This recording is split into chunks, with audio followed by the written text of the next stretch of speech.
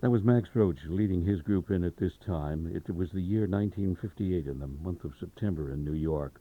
And Max leading the way, percussion, and with him Booker Washington, or Booker Little rather, on trumpet, and George Coleman tenor, Ray Draper tuba, Art Davis bass. Max Roach drums. Max Roach arrives with a tribute to the African American musical tradition at Macalester College, February 22nd, 7:30 p.m. on the campus O'Shaughnessy Auditorium, College of St. Catherine, which may be a little confusing, but it's all a part of a Macalester College project. And I really feel a little guilty about this. I think awakened Max on the East Coast, somewhere around Atlanta, where he's traveling. He's off his campus assignment, where he's professor at the University of Massachusetts in the Department of Music, where he's been headquartered for a number of years, since 1973. Max Roach, welcome to Minnesota Public Radio. Thank you very much, Leigh. Well, following this conversation, I'm going to take the listeners to Paris vicariously, where you received a very special recognition along with Dizzy Gillespie and Stan Getz and Jackie McLean, Phil Woods, Milt Jackson, Hank Jones, and Percy Heath. Not so very long ago, I think it was 1989 in the month of June, and you received a very special commendation from the arts community and the government of France. When you got that award, how did you feel and what did you think about? Oh, well, I think we all were it was very gratifying, and it's always good to know that people have been listening or are listening to your work, and they appreciate it. We all felt very good about it. I must say, to have the government of France give us these something comparable to legions of honor as far as culture were concerned, and it's just a wonderful feeling, actually. And to receive the accolades of an overseas government is really quite a testimonial, isn't it? It is. It really is. It says something. And of course, all the people that were selected were people who had made major contributions to the world of sound as far as culture is concerned. They're all creative folks, starting with all the folks you just named, of course, and we also had an opportunity, which doesn't happen very often, to work together. All of us shared the same stage during that 5 days we were in Paris. It was part of a celebration of Charlie Parker, and of course we were all invited to participate in it. And along with that came, of course, this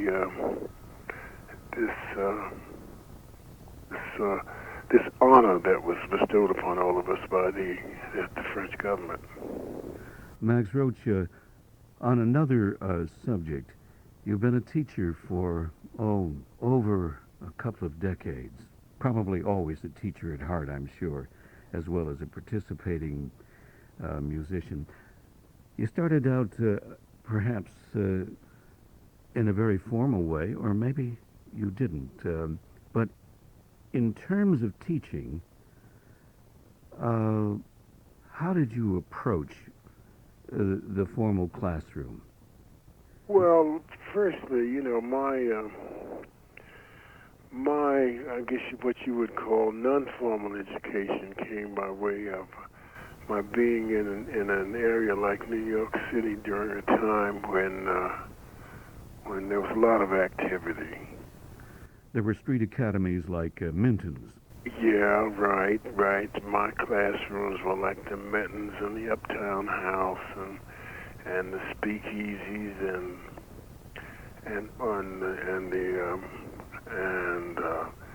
theaters, and then I had an opportunity to share these experiences with some of what is now, whom are now considered some of the finest minds that musical minds this country has produced, for example, like Charlie Parker and Dizzy Gillespie, of course, and Bud Powell, name just a few. And my mentors at the time was having the opportunity, of course, to be able to be on the same stages and having the opportunity to listen to people like Chick Webb and Papa Joe Jones and folks like that as far as the drummers were concerned, and also to share stages with Duke Ellington and folks like that. They were like, I guess you'd call them my professors. But one thing about teaching that I did get into formally when I joined the faculty at the University of Massachusetts in Amherst, the Department of Music and Dance, and I joined them in 1973, as you said, and is that I don't think there's anything more gratifying, at least for me, than to have a student come to you and not know very much about the subject that you are involved in. For in my case, was improvisational music and the theory of improvisation, and also the theory, well, that mainly, and to see that a student may come in who may not know anything or very little about this particular area, and after 4 years to graduate and be able to do something with that, you know, to the extent that they pass with flying colors, so to speak, and of course, you know, then they're ready to go on and really develop themselves. And I think the reward for me in that is to know that you have had a small part in this student accomplishing that, his goals, is one of the most gratifying things that I have ever experienced. So I enjoy teaching, and of course, the pedagogy to teaching this music is different than what you would expect when you go into a formal situation. I went to Manhattan and New York City, and it was a different kind of it was a traditional, I guess you might say, music school. People like John Lewis of the MJQ were there, Donald Byrd was there, Gunther Schuller was there at one point in time. So we were all classmates together during that period. And in effect, you've crossed both sides, or you really traveled down both sides of the street, the European classical as well as the Afro-American jazz side of the street too. Yeah, in some sense, but my goals were always to deal with the contemporary American musical scene. When I went to school to study formally, my goal was in hopes of that all helping me to be better able to deal with the music of the Duke Ellingtons and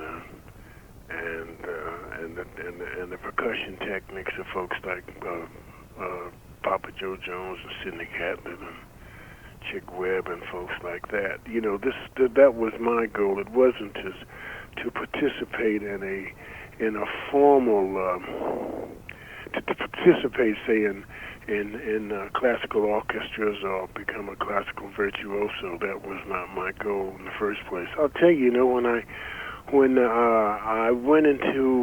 first entered Manhattan school, being a percussionist, and I paid my way through school by working on 52nd Street, and as I said earlier, you know, the joints around New York City, and I was making records at the time, of course, with people like Coleman Hawkins and folks like that, and so I said, well, it would perhaps be a shoe-in for me to come in as a percussion major. And so when I took my audition, you know, you audition to see if you show any kind of proficiency in things like uh, mallet instruments if you're a percussion major, with vibraphones, marimbas, etc., and so forth and so on. If you can read a little, but I recall when the professor, Mr. Albright, gave me my entrance exam into the school. He asked me to first. We had all these instruments in the percussion room that you would take a stab at the music. And the first instrument was the snare drum, and they had some music there. And when I picked up the sticks, the professor said I was holding the sticks wrong. After all these years. I knew that. But one thing it taught me that there are several techniques in approaching different genres of any culture, and especially the music. For example, with when you approach playing, say, in the classical European tradition, the approach to dealing with the instrument from a virtuoso or just a level is different than when you deal with it in the area that contemporary American music is in. So that was one thing. So it wasn't that I was holding the sticks wrong. It was just that the technique that was required for classical technique, for classical performances, could not work efficiently with my playing with people like Coleman Hawkins and Dizzy Gillespie on 52nd Street. First of all, we played fast and we played close to the instruments. It's just a different approach to the instrument. Nevertheless,